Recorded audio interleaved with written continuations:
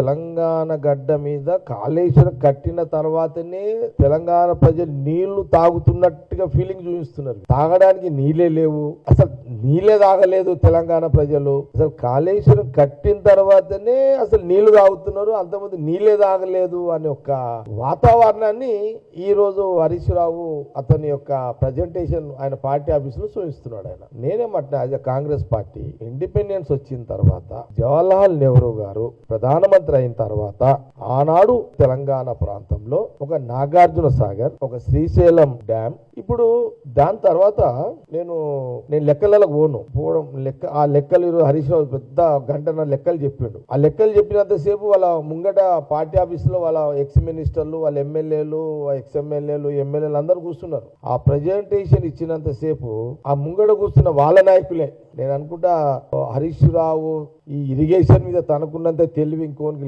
లేదు, ఈయనకే ఉన్నట్టుగా ఎక్స్పోజ్ చేసుకోవడానికి నాకు ఆ ప్రజెంటేషన్